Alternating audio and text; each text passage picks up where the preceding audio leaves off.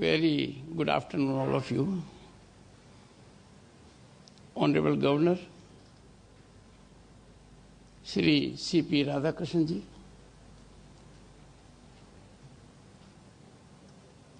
Shri Ashok P.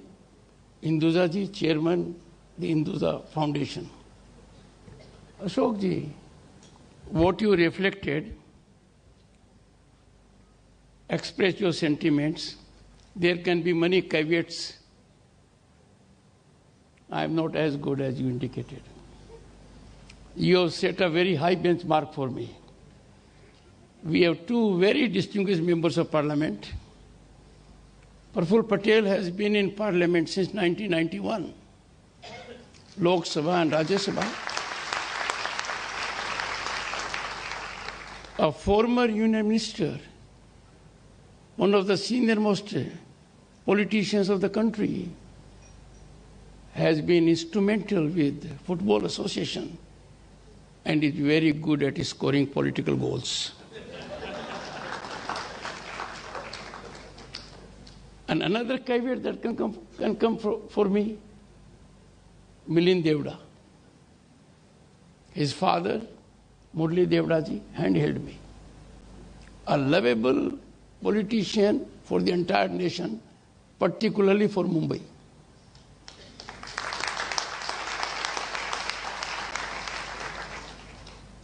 Milind is very promising and knows when to make the right move.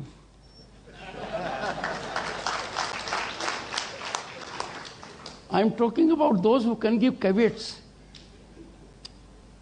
We have amongst us Honorable Minister Mangal Prabhat Lodha.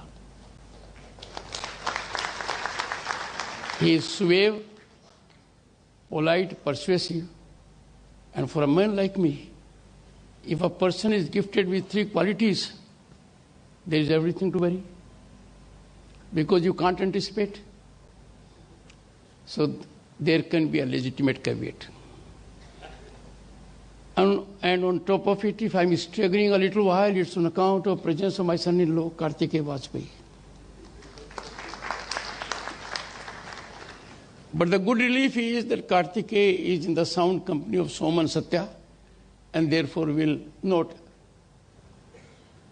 be in that mode at the moment.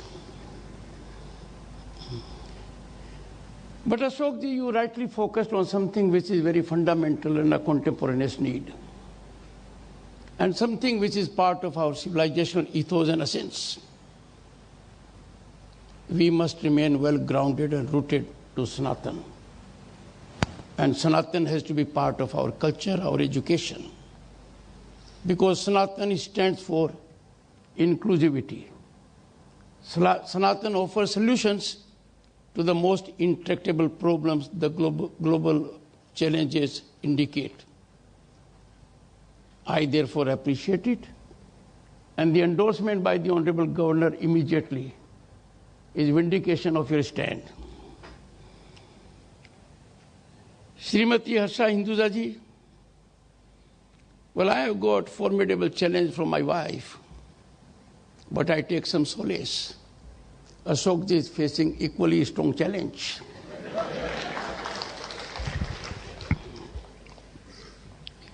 Sri Paul Abraham, President of the Hinduja Foundation, is a copybook person.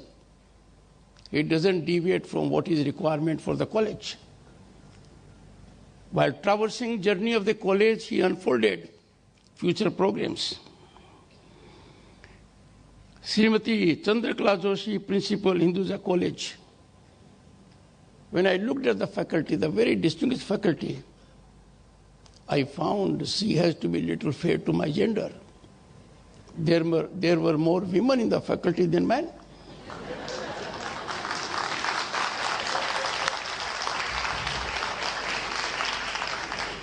To be on a right side, I quickly looked at Praful Patel and then extended an invite to her that the faculty will be my guest for visit to the new building of Parliament, and I'll have the occasion to have lunch with them along with Shri Praful Patel and Milind Devda.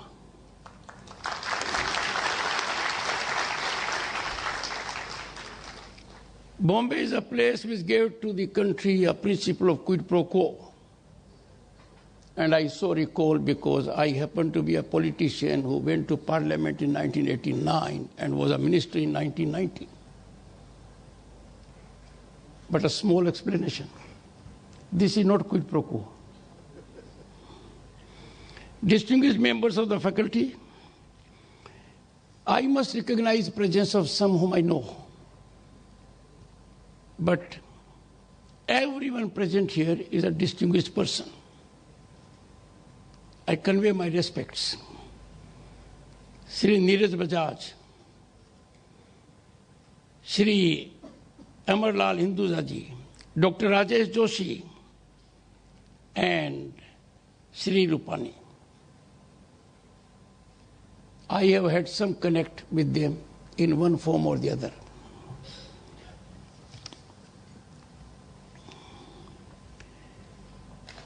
I am particularly here for young boys and girls.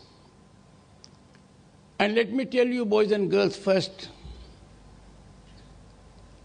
there are no backbenchers. There are only backbenches.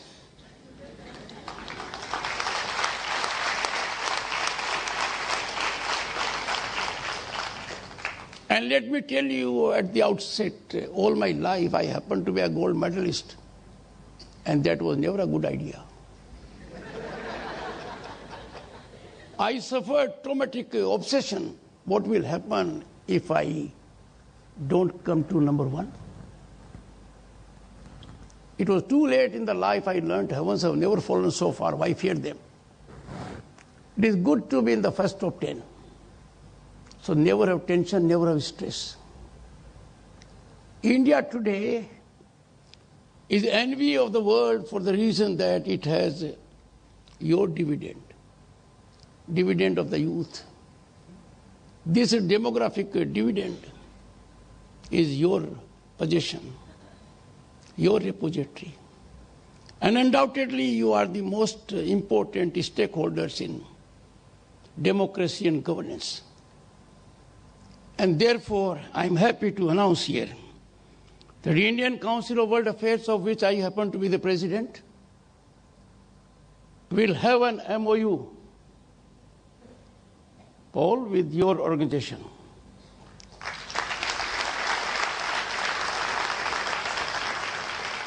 MOU will fructify in next 2 months, and I'll tell you the reason for the delay. We are awaiting a new director. We are looking for a good person that will give you an exposure to global events, and there will be footprint of global personalities here.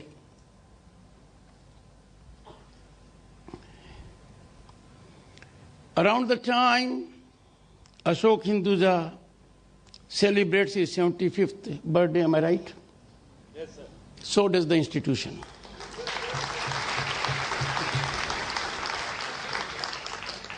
The milestone is glorious both for the individual and the institution. By the way, he doesn't look that old.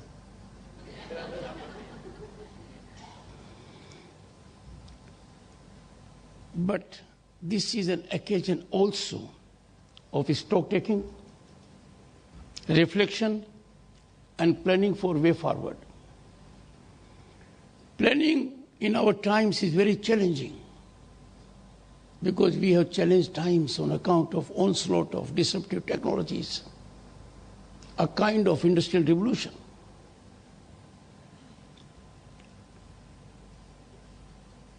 A new era is being heralded virtually every moment. Those of the diplomats who are present here and bring on the table experience and exposure of their own countries will bear me out. And therefore, the Institute will have to focus way forward strategy. It is soothing to note it has quite a mark at the national level. It will be a deemed university, but time for it to set the tone to become a global institute of excellence. It was indicated a while ago. Learning. I keep on telling boys and girls, शिक्षांत कभी नहीं होती है, दीक्षांत होता है. Learning never stops. Even after you leave the institute, you have to learn every day. And this principle was first put in public domain in pre-Socrates era by a great philosopher, Heraclitus. And Heraclitus, reflecting on change, said, the only constant in life is the change. He buttressed it by an illustration. The same person cannot enter the same river twice, because neither the person is the same nor the river is the same. So boys and girls, keep on learning. And what your computer tells you, keep on self-learning also. Because you are your best teacher. Take this institute for instance. It was seeded by Shri Paramchand Hinduja ji. It was a Sindhi teaching school to begin with. And look at that sapling, the shape it has taken now. It is fructifying aspirations of 6,000 students, which means a small beginning yields great results. When in 1969 on 20th July, incidentally 20th July happens to be birthday of my wife. Another coincidence, it was on that day in 2019, President of India signed my warrant appointing me Governor, State of West Bengal. But let me invite attention to what Neil Armstrong said. He said, small step for me, big leap for mankind. What was done to begin with will turn out undoubtedly, according to me, one of the best institutions in the world.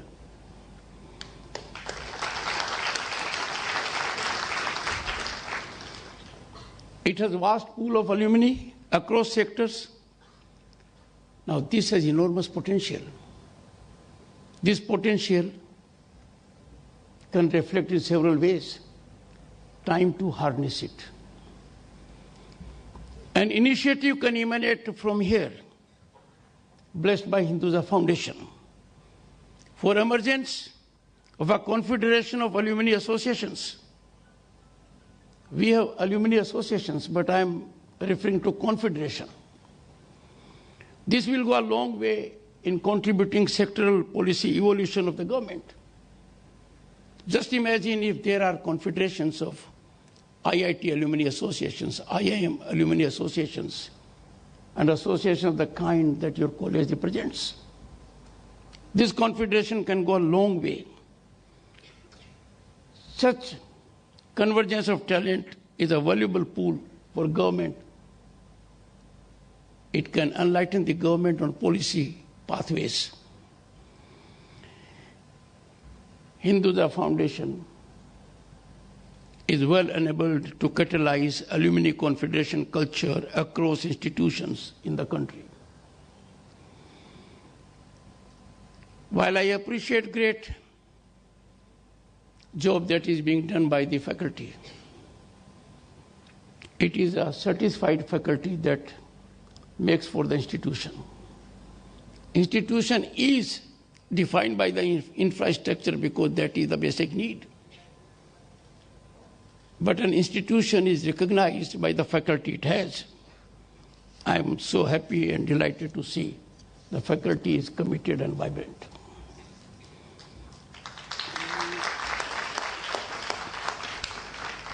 But then institutions blossom beyond faculty and infrastructure. It is therein that I express a deep sense of gratitude to Hinduja Foundation and members of the family for sustaining this institution through continuous philanthropy.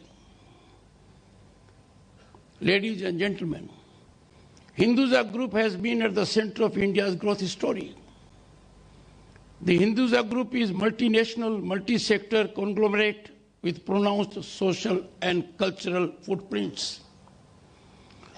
Group's deep interest in education, philanthropy, and sublime commitment to Bharatiya culture are commendable. It was a pleasant revelation to me when I was laying foundation stone of a building in Bharatiya Vidya Bhavan in New Delhi. I gathered that the Hinduja Group helped establish the first overseas branch of Vidya Bhavan in New York. A great step. The leaders of the group have realized the need to bridge East and West divide. And why it is essential? Because there has to be portrayal of the Orient in authentic way. Because there are challenges emanating from the West. And from that perspective, the group is working in that direction.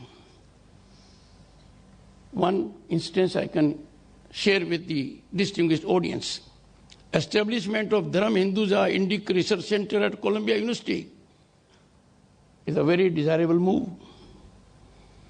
We look forward, Ashokji, for more such steps in this direction. Friends, I need to reflect on some concerning aspects for larger good. Sharing a concern is always good because then we can address the problem. Philanthropic endeavors should not be driven by philosophy of commodification and commercialization. Our health and education sectors are being plagued by these.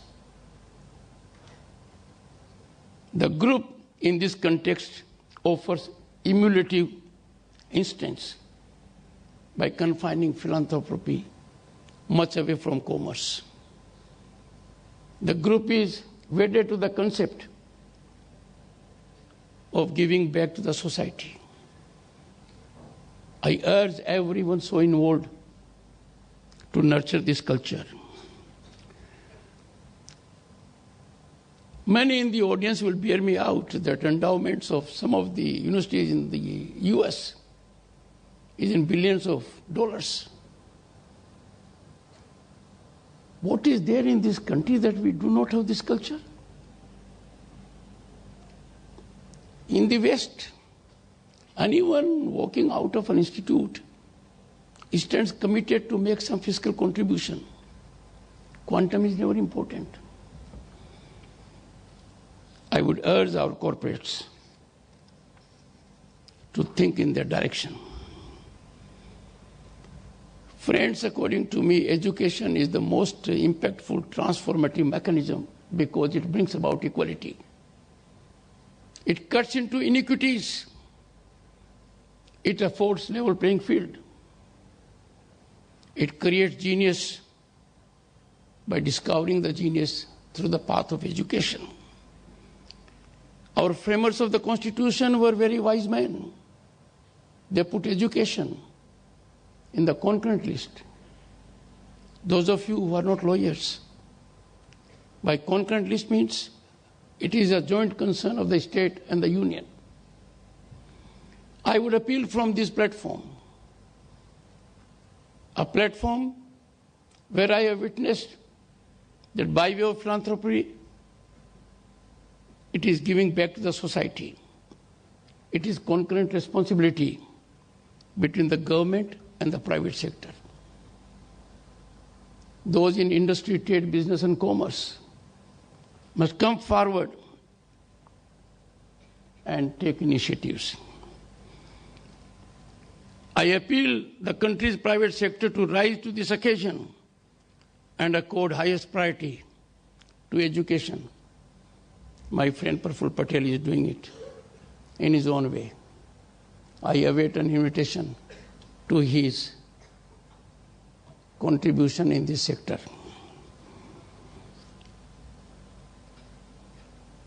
India at the moment is in economic upsurge. We have phenomenal infrastructural growth. deep digitization, technological penetration. Because people of this country have tested in last decade fruits of development. People-centric policies have been highly rewarding. This has converted the nation as the most aspirational nation in the world at the moment. And therefore, education gets primacy. Quality education is a gift. And we in the country must work towards educational excellence.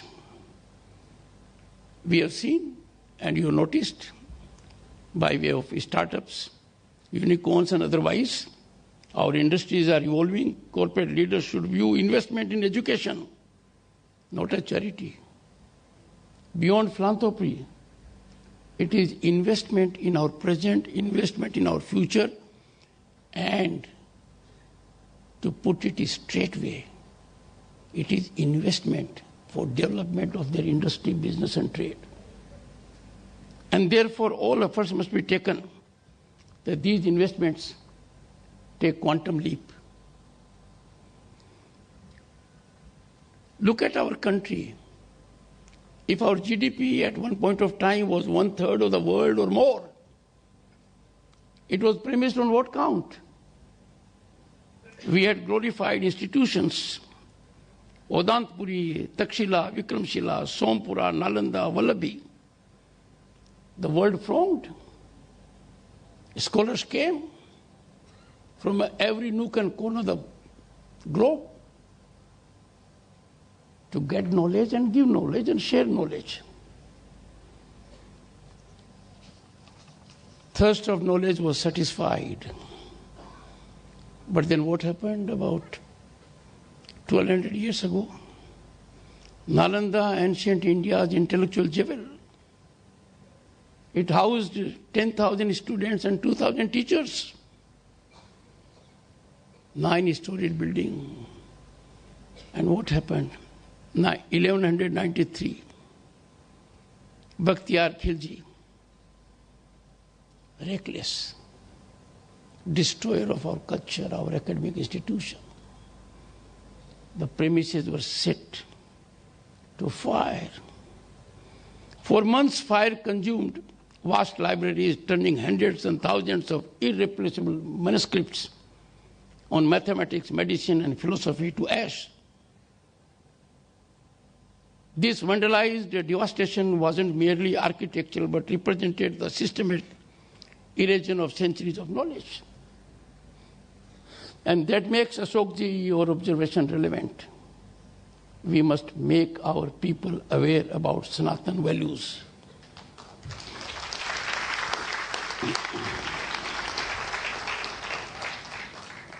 Ladies and gentlemen, what vanished in those flames was the living record of ancient Indian thought, creating an intellectual void that continues to echo through history as one of the civilization's most profound cultural losses.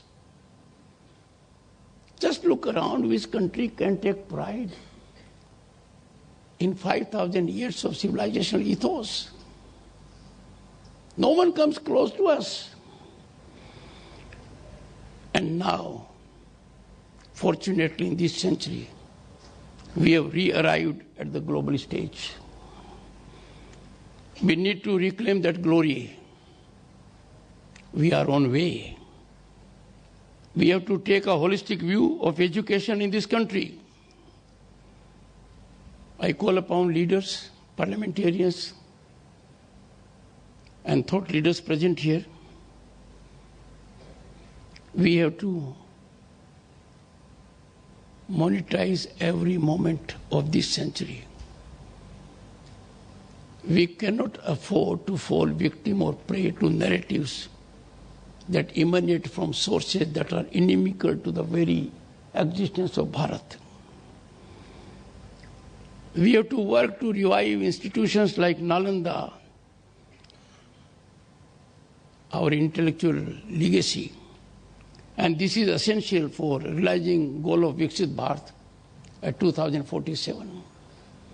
Friends, the entire world knows today India is no longer a nation with potential. Viksit Bharat is not a dream. It is a certain definitive destination. And it may be fast-tracked much before 2047 if we bestow indulgent attention to education. We have a litany of IITs, IIMs across India's academic landscape. But right now, if we look around, many niche areas, our institutional footprint is either fragile, thin, or not at all there. Now, when we are faced with such a situation, it is fundamentally required that we diagnose the issue. A resolution cannot emanate unless we know the ground reality. These are the areas where we can take lead in the world. It is for the first time, I think, in last several decades that India is in single-digit number of countries that are focusing on quantum computing, green hydrogen, artificial intelligence, and even commercial exploitation of 6G technology. But then we need skilled manforce. Our young boys and girls are still in the same silo or groove of government jobs. My young friends, boys and girls, if International Monetary Fund accolades Bharat as a favorite destination of investment and opportunity, it is not on account of government jobs. If World Bank hails us that the digitization that has happened in this country, penetration virtually to the last village in 6 years is otherwise not accomplishable in 4 decades.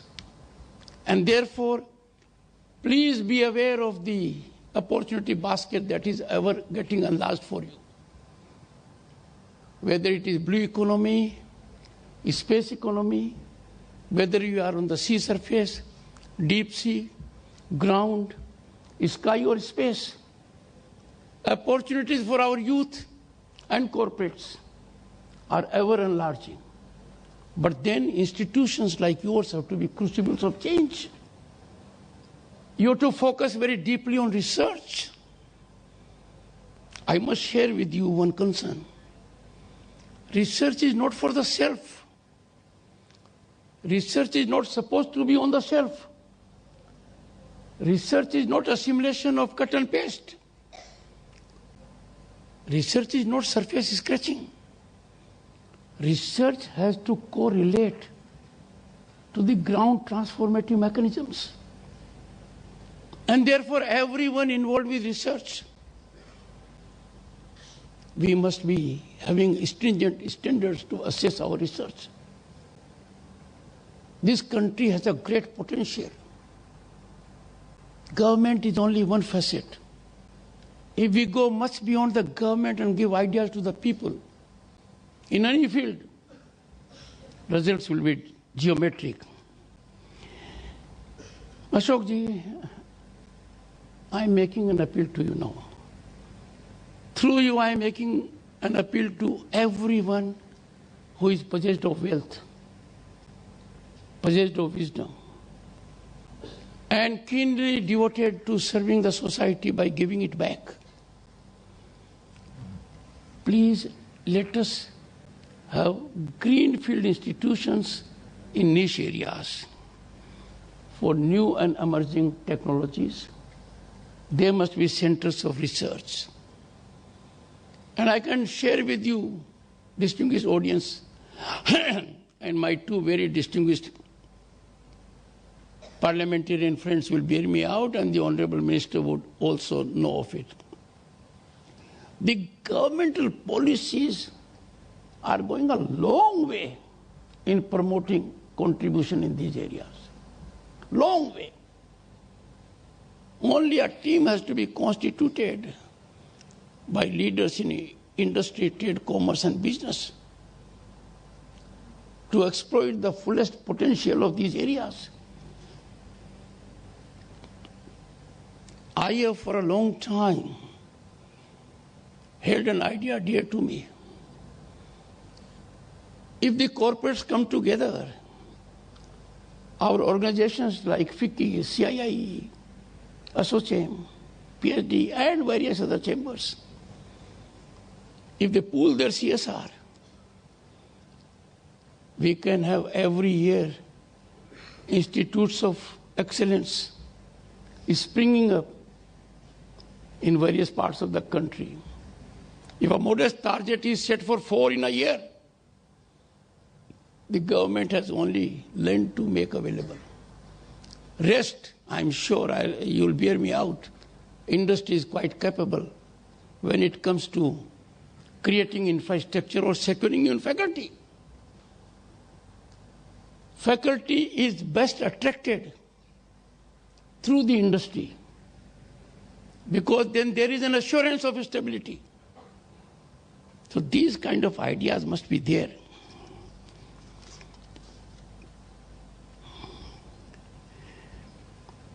Another issue which we are facing in the country is we have institutes of excellence, but the variation is taking place only on account of faculty. There is no infrastructural variation. Faculty mobility, we must think about it. Presently, the system is such that a systemic change is required. But a foundation of the stature of Hinduja foundation can catalyze a big movement in this area. And therefore, faculty members from one place to another can navigate. There can be a group to look after them. That will go a long way. Technology has to be used in particular to change the rural landscape of school education. That is foundational. And to bring that about, we have to use technology. The country at the moment, distinguished audience, has 400 aspirational blocks. If corporates adopt blocks, then what they will get? In every village you'll find there will be enough land for the school, enough infrastructure. Even teachers are well paid as compared to the private. What is lacking is motivation and greasing. So that engine of education can fire on all cylinders. If corporates converge on this idea to adopt aspirational blocks, and that I can assure you will be a game changer. This will reflect public-private partnership in sublimity and making lives of India much better. I don't know, something is wrong with my staff today. Normally, when I address and my time is over, they put a glass of water here, which means I must conclude. Someone has forgotten. But one reason is that my PS, a brilliant 2011 IS officer from Bihar, who has been district magistrate in 4 or 5 districts, and in the directorate, 3 directorates, is new to the office at the moment. But next time, Alok, you have to make it for sure. Doesn't matter, I take this as limit for last 1 minute.